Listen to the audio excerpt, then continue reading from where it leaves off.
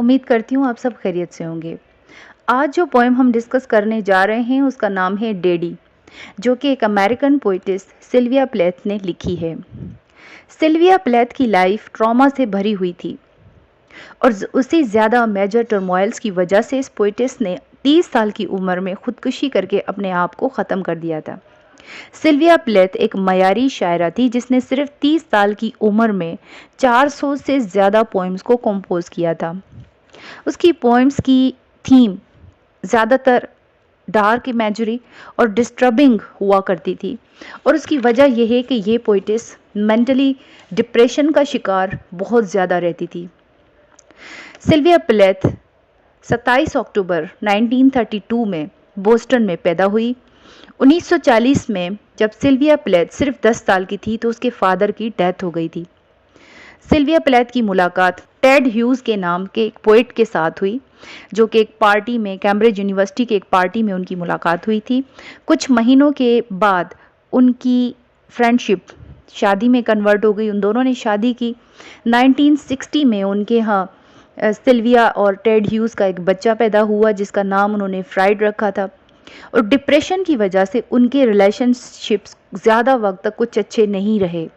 Relationships इतने ख़राब होने लगे कि नौबत सुसाइड तक आ गई। सिल्विया प्लेथ ने 20 साल की उम्र में पहली बार सुसाइड करने की कोशिश की। सिल्विया प्लेथ के फादर का नाम ओटो प्लेथ था, जो एक जर्मन इमिग्रेंट था और बाय प्रोफेशन वो एंटोमोलॉजिस्ट था, जो बग्स वगैरह इंसेक्ट्स की स्टडी करते हैं और उन पर वर्क करते हैं। सिल्विया प्लेथ ने ये पोएम डैडी लिखी है, जो कि एक डिज़ास्ट्रस एटीट्यूड शो करती है। चलें इस पोएम को टाइम वेस्ट किए बगैर पढ़ते हैं। You do not do anymore, black shoe, in which I have lived like a foot for 30 years, poor and white, barely daring to breathe or achoo. Sylvia Plath यहाँ बोलना चाहती हैं कि you do not do anymore, black shoe। वो कह रही हैं कि जिस कैद में मुझे 30 साल ज़िंदगी के गुजारने पड़े, अब मुझे उससे छुटकारा मिलेगा। क्योंकि वो कहती है कि जिस ब्लैक शू के अंदर मैं रहती थी, जहाँ मुझे रहना पड़ा था 30 साल तक, एक फुट की तरह, जो कि एक अजियतनाक होता है, उसमें मुझे अब नहीं रहना पड़ेगा।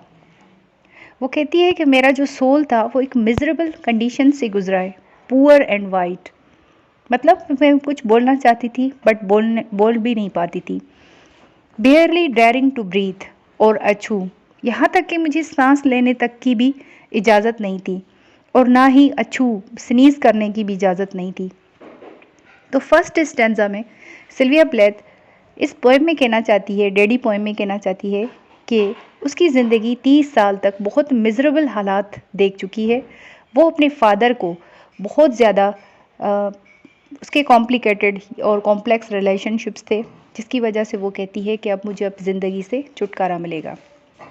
बढ़ते हैं सेकेंड स्टेंजा की तरफ। Daddy, I have had to kill you, you died before I had time, marble heavy a bag full of God, गैसली statue with one grey toe, big as fiasco seal. Second stanza में वो कहना चाहती है कि daddy, मैं आपको मार देती। You died before I had time, मगर उससे पहले आप नेचुरल डेथ मर गए, मगर अगर मेरा बस चलता तो मैं मार देती। और आपकी बॉडी मार्बल हैवी की तरह थी, आप बहुत हैवी इंसान थे। A bag full of statue की तरह कंपेयर कर रही है। One grey toe as big as fiasco seal, और आपके जो पाँव का टो है, आपके जो पाँव की एक उंगली है, वो इतनी बड़ी है जैसे सैन फ्रांसिस्को में सील, वाटर हॉर्स को कहते हैं सील, और ये सील इतनी बड़ी है, इतना बड़ा है आपका टो कि जैसे कि सैन फ्रांसिस्को की सील। तो सेकेंड स्टेंजा का मिला के कुछ का मतलब इस तरह निकलता है कि सिल्विया प्लेथ कहना चाहती हैं कि आपको मैंने मार देना था, बट उससे पहले आप अपनी नेचुरल डेथ मर गए, और आपकी बॉडी इतनी हैवी है जैसे marble, a bag full of God, और वो गॉड को कुछ अनलाइकली समझती है, कंपेयर कर रही है वो इस तरह से कि गॉड की तरह है, ठीक है। और गैसली स्टैचू है, और आपका जो स्टैचू है वो खौफनाक है, विथ वन ग्रे टो, जिसमें आपका जो एक टो है वो सैन फ्रांसिस्को की सील की तरह है। थर्ड स्टेंजा में and head in the freakish Atlantic where it pours bean green over blue in the waters of beautiful Nauset. I used to pray to recover you. Ach, do, o। और इस stanza में and head in the freakish Atlantic, previous stanza के साथ इस third stanza का connection है। Second stanza में वो कहना चाहती थी कि आपका जो टो है वो इतना हैवी है, इतना बड़ा है कि जो जिसकी स्टार्ट पैसिफिक ओशन से होती है और आपका जो हेड है वो जाके एंड होता है अटलांटिक में। और फ्रीकिश का मतलब है strange.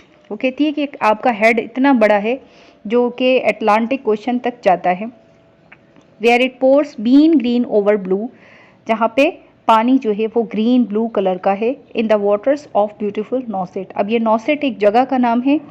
I use to pray to recover you, और सिल्विया प्लैथ के दिल में अब भी कुछ सैम्पथी है, कुछ प्यार है अपने फादर के लिए, तो वो कहना चाहती है कि मैं आपके लिए इस जगह पे दुआएं मांगती थी कि आप रिकवर हो जाएं। आज डू जो है ये जर्मन लैंग्वेज का वर्ड है, फ्रेज है, जिसका मतलब है oh you. In the German tongue in the Polish town scraped flat by the roller of wars, but the name of the town is common.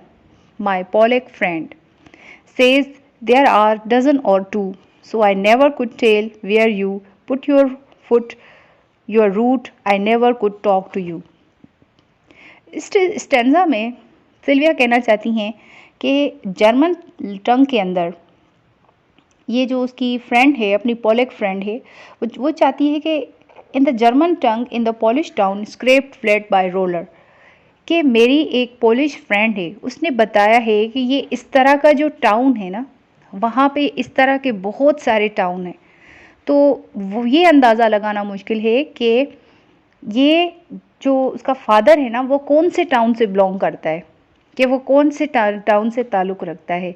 Scraped flat by roller, और वो town ऐसा है कि जिस पे बहुत ज़्यादा तशद्दुद हुआ है, बहुत ज़्यादा जुल्म हुआ है, जिस जुल्म की वजह से इतनी जंगें हुई हैं, इतनी वॉर्स हुई हैं कि वो जो पूरा का पूरा एरिया था वो स्क्रैप्ड किया गया, बिल्कुल फ्लैट किया गया। उसके जितने भी फॉरेस्ट थे, जितने घर थे, उन सबको जो है वो रोलर से और हैवी मशीनरी के साथ डिमोलिश किया गया। But the name of the town is common, और ये जो टाउन था वो कॉमन था, उसका कोई पर्टिकुलर नेम नहीं था। सेज देयर आर डजन और टू, और इस तरह के यहाँ पे बहुत सारे टाउन्स हैं। So I never could tell where you put your foot your root, और मैं ये जानना बहुत मुश्किल है कि आपकी रूट्स कहाँ से है। ये अपने फादर को बोल रही है कि आप किस जगह से बिलोंग करते हो, ये कहना बहुत ही मुश्किल है। सिल्विया के फादर एक जर्मन इमिग्रेंट थे, और वो जानती है कि अपने फादर की जड़ें जो है ना वो किसी ऐसी मिस्टीरियस सी जगह हैं कि जिसे वो जान नहीं पाई। तो सिल्विया प्लैथ अपने फादर से बात करना चाहती थी। I never could talk to you, मगर वो कभी बात करने की हिम्मत नहीं कर पाई। बढ़ते हैं नेक्स्ट स्टेंजा की तरफ। The tongue stuck in my jaw, it stuck in a barb wire snare. Itch. I could hardly speak. I thought every German was you and the language obscene. इस स्टेंजा में Sylvia कहना चाहती हैं कि मैं बात तो करना चाहती थी, मगर मेरी जो ज़बान है वो एक जॉ में, अब मेरी अपनी जबड़े के अंदर अटक जाती थी, मैं बोल नहीं पाती थी। ज़बान ऐसे हो जाती थी जैसे कि वायर होती है, एक वायर बार्ब, वो कहते हैं कि सिनेयर की तरह, एक कैद की तरह। सिनेयर मीन्स टू किसी चीज़ को रोक देना, किसी चीज़ को कैद कर देना। तो वो बार्ब के अंदर जो है उसकी ज़बान अटक जाती थी और वो कुछ बोल नहीं पाती थी सिवाय इन अल्फाजों के, इच। बामुश्किल ही कुछ वो अटर कुछ कर पाती थी। और ये कहती है कि I thought every German was you, वो कहती है कि हर जर्मन इंसान आपकी तरह जालिम होगा, आपकी तरह क्रूअल होगा। और जो ये लैंग्वेज है ना, जर्मन लैंग्वेज ये बहुत ही ज़्यादा ऑब्सीन है, बहुत ही ज़्यादा ऑफेंसिव है, जिसे वो कभी बोलना नहीं चाहती, वो इसे इस लैंग्वेज से भी नफरत करती है। नेक्स्ट स्टेंजा में कहती है कि an engine chuffing me off like a Jew to Dachau Auschwitz Belsen I begin to talk a Jew I think I may well be a Jew. इस स्टेंजा में सिल्विया इस ज़बान को, जर्मन लैंग्वेज को एक इंजन की तरह consider करती है। वो कहती है कि जैसे an engine chuffing me like a Jew, वो कहती है कि एक जैसे एक ट्रेन होती है वो शफ करती है, मतलब वो एक जगह से दूसरी जगह तक जाती है, तो वो समझती है कि जैसे मैं एक इंजन हूँ, एक ट्रेन का इंजन हूँ और मुझे एक जगह से दूसरी जगह तक डिपोर्ट किया जा रहा है, मुझे ले जाया जा रहा है और मैं एक जू की तरह हूँ। अ ज्यू टू डैचन, और इन 3 जगहों का जो नाम लिया है ये जर्मन प्लेसेस हैं, और ऑस्विट्स और बेल्सेन, मुझे इन तीनों जगहों पे, अनजान जगहों पे ले जाया जा रहा है और मैं नहीं जानती कि ये कौन सी जगह। आई बिगिन टू टॉक, और मैं बात करना शुरू करती हूँ ज्यू की तरह, आई think I may well be a ज्यू। और वो कहती है कि मेरा जो कनेक्शन है कहीं ना कहीं किसी ज्यू के साथ है, क्योंकि ये ज्यूज़ जो हैं ये वो हैं कि जिनके ऊपर नाजी जर्मन हिटलर की आर्मी ने बहुत ज़्यादा तशद्दुद किया था, तो वो अपने आप को मज़लूम यहाँ कंसिडर कर रही है। नाजियों ने ज्यूज़ को कंसंट्रेशन कैंप्स में बांध कर रखा था, मगर उनके ऊपर बहुत ज़्यादा तशद्दुद भी किया था, तो इसलिए सिल्विया ये कंसिडर करती हैं कि जैसे मैं खुद एक ज्यू हूँ जिस पे बहुत ज़्यादा जुल्म हुआ है। नेक्स्ट स्टेंजा की तरफ बढ़ते हैं। The snows of Tyrol, the clear beer of Vienna are not very pure or true with my gypsy ancestors and my weird luck and my tauric pack I may be a bit of a Jew। In lines में ये कहना चाहती हैं, Sylvia प्लेथ कहना चाहती हैं कि the snows of Tyrell mountains पे, टायरल के जो माउंटेन्स है वियना में, और जो बियर है वो इतने प्योर नहीं है। ये दोनों चीज़ें, जैसे ये स्नोज ऑफ टायरल माउंटेन्स पे जो स्नो नीचे गिरती है, और जो वियना की बियर है वो जो पीने वाली बियर होती है, वो दोनों ये इतनी क्लियर नहीं है। आर नॉट वेरी प्योर और true with my Gypsy ancestors, इतने प्योर नहीं हैं जितने मेरे जिप्सी एंसेस्टर्स। जिप्सी एक तरह की क्रीड है, एक तरह के खाना बदोश लोग होते हैं जो कि मिडिल एजेस में काफ़ी ज़्यादा ये लोग एक जगह से दूसरी जगह तक शिफ्ट करते थे। ये जो है अमेरिकन्स के एंसेस्टर्स माने जाते हैं। एंड माई वियर्ड लक, और मेरी जो लक है, मेरी जो किस्मत है वो बहुत ही ज़्यादा बेकार है, बहुत ही ज़्यादा बुरी है। एंड माई टैरोक पैक, और वो कहती है कि जो जिप्सी हैं लोग, वो टैरोक पैक, वो जिस तरह से कार्ड्स की गेम खेलते हैं, तो इस तरह से मुझे लग रहा है I may well be a bit of Jew, कि मुझे लग रहा है कि जैसे मैं जिप्सीज़ का ही एक पार्ट हूँ, मैं जिप्सीज़ मेरे एंसेस्टर्स होंगे, तो शायद मैं उनकी ही डिसेंडेंट हूँ। नेक्स्ट स्टेंजा में I have always been scared of you, कि मैं डैडी आपसे हमेशा डरी डरी सी लगती थी, डरी डरी सी रहती थी, मैं आपसे कभी भी खुल के बात नहीं कर सकती थी। विथ योर लुफ्ट वॉफ यू गॉबल्डी गू। तो ये लाइनें थोड़ी इंपॉर्टेंट है समझने के लिए कि मैं एक आपसे डरी डरी सी रहती थी। With your Luftwaffe German language में कहते हैं आर्मी को। ये जो लुफ्ट वॉफ है वो ये इट रिप्रेजेंट्स के जर्मन में एयरफोर्स के लिए यूज़ होता है ये वर्ड, कि मैं हमेशा एयरफोर्स से डरी डरी सी रहती थी कि ये लोग बहुत ही ज़्यादा क्रूअल होते हैं। एंड गॉबल्डी गू मीन्स के मिस्टीरियस सी कोई चीज़ है, जो बिल्कुल नॉनसेंस सी चीज़ है। आप इस तरह से मैं आपसे जो है वो समझ नहीं पाती थी, आपका लहजा, आपकी बात करने का अंदाज़, आपकी नेचर को मैं नहीं अंडरस्टैंड कर पाती थी। एंड योर नीट मुस्टैश, और आपकी जो नीट मुस्टैश थी वो छोटा सा एक तरह मोल की तरह, एक मुस्टैश जिस तरह से हिटलर की हुआ करती थी, तो आपकी मुस्टैश भी हिटलर की तरह थी, और हिटलर रिप्रेजेंट करता है क्रूरलिटी को। एंड योर आर्यन ब्लू, और आपकी जो आईज थी वो आर्यन ब्लू की थी, अगेन क्रूरलिटी को रिप्रेजेंट करते हैं। एंड ब्राइट ब्लू, तो आपकी आईज में भी कोई वफा नहीं थी, कोई सच्चाई नहीं थी, और आप बहुत ज़्यादा गुस्से वाले और क्रूअल इंसान थे। पैंजरमैन, पैंजरमैन ओ यू। और पैंजरमैन यहाँ रिप्रेजेंट करता है कि जो जर्मन आर्मी में जो टैंकर चलाते थे ना, जो टैंक चलाते थे आर्मी में जंग के दौरान, तो उस ड्राइवर को पैंजरमैन कहते हैं। पैंजरमैन, पैंजरमैन ओ यू, कि आप एक पैंजरमैन की तरह है। No God but a swastika so black no sky could squeak through. Every woman adores a fascist, the boot in the face, the brute heart of a brute like you. No God but a swastika. यहाँ कहना चाहती है कि speaker कहना चाहती है कि आप जो स्वास्टिका जो स्काई है ना, वो इतना ब्लैकिश है कि मतलब वो परसीव करती है गॉड को यहाँ पे एज अ डोमिनियरिंग फिगर, और वो कहती है कि father you are like the God. Swastika की तरह थे आप, गॉड की तरह थे, बट जो इस तरह गॉड थे कि जैसे ब्लैक स्काई, एक स्काई है, एक आसमान है जो अंधेरे से भरा हुआ है। एवरी मैन अडोर्स अ फासिस्ट, कि हर उस औरत को यहाँ पे वो प्रोटेस्ट करती है, हर उस औरत के खिलाफ कि जो फैसिस्ट से, एक जालिम से जो मोहब्बत करती है या उसको प्यार देती है, एक फासिस्ट को। यहाँ पे वो औरत की भी मुज़म्मित करती है, वो भी कहती है कि ये इस तरह की औरत भी नहीं होनी चाहिए। The boot in the face the brute, और इस तरह की इंसान औरतों पे भी वो नफ़रत का इजहार करती है। वो कहती है कि वो भी ब्रूट हैं, वो कोई मोहब्बत के लायक नहीं है, बहुत ही ज़्यादा ये क्रूअल वुमन भी हैं। The brute heart of a brute like you, ये आपकी तरह हैं ये सी औरतें, और इस तरह की औरतों से मैं नफ़रत करती हूँ। You stand at the blackboard, Daddy. In the picture I have of you, a cleft in your chin instead of you, foot, but no less a devil for that, no, not any less the black man who. यह कह रही है कि जो आपकी blackboard के करीब एक तस्वीर है ना, वो मैंने संभाल के अपने पास रखी हुई है। शायद आप कहीं पढ़ा रहे हों, कोई प्रोफेसर हों, तो आपकी जो चिन में क्लेफ्ट है ना, जो एक खड्डा सा होता है चिन में, वो खूबसूरती के लिए होता है।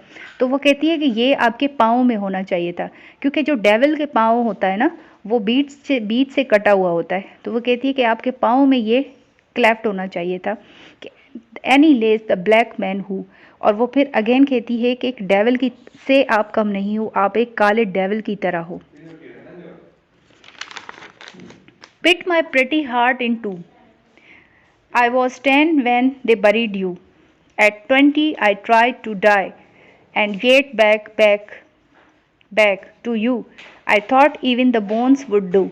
इस स्टेंजा में ये कहना चाहती है कि मेरा जो हार्ट है ना, मेरा जो दिल है, वो प्रिटी हार्ट है, मतलब उसको दो हिस्सों में तोड़ दिया गया, उसको दो हिस्सों में तकसीम किया गया। I was 10 when they buried you, मैं 10 साल की थी जब उन लोगों ने, आप मर गए थे तो आपको बरी किया, आपको दफनाया।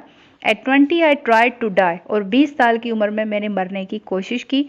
And yet back to you, और वो दोबारा मैं आपकी तरफ आना चाहती थी, मैं इस दुनिया में नहीं रहना चाहती थी। I thought even the bones would do, और मैं समझती हूँ कि कहीं ना कहीं मेरी हड्डियाँ जो हैं वो मरने के बाद, ख़त्म होने के बाद, स्मैश होने के बाद आपके साथ मेरी बॉडी या आपके साथ मेरी रूह मिल जाती।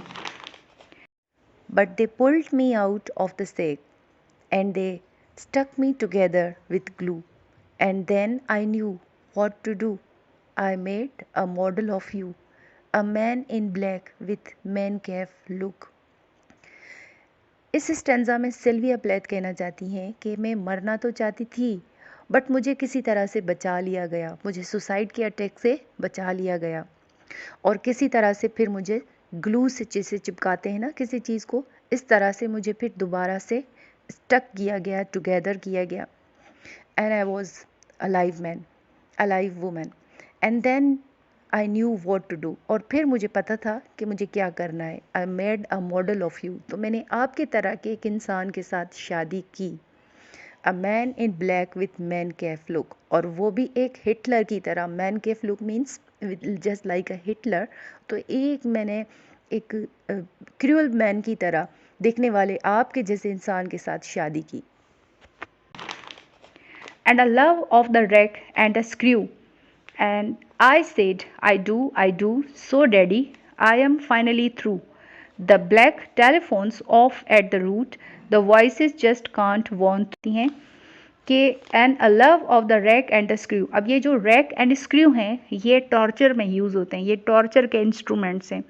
ये कहती थी कि आपको इन चीज़ों से बहुत ज़्यादा मोहब्बत थी, क्योंकि ये आप जो हिटलर नाजी की जो फ़ौज में जो लोग थे वो इन चीज़ों का इस्तेमाल करके लोगों को मारते थे। And I said I do.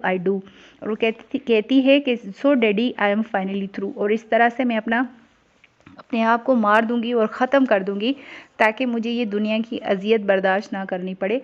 The black telephones off at the root, और जिस ब्लैक टेलीफोन से आप मुझसे बात करते थे या मैं आपसे बात किया करती थी, the voices just can't won through, और ये आवाज़ें कभी ख़त्म होने वाली नहीं हैं जिस टेलीफोन से मैं आपसे बात करती थी। If I have killed one man I have killed two, the vampire who said he was you and drank my blood for a year, 7 years. If you too know, Daddy, you can lie back now. वो कह रही है यहाँ पे कि if I have killed one man, मैं आपको मारना चाहती थी। ये स्टार्टिंग स्टेंजा में सिल्विया ने कहा एक जगह पे कि मैं आपको मारना चाहती थी बट आप नेचुरल डेथ मर गए थे।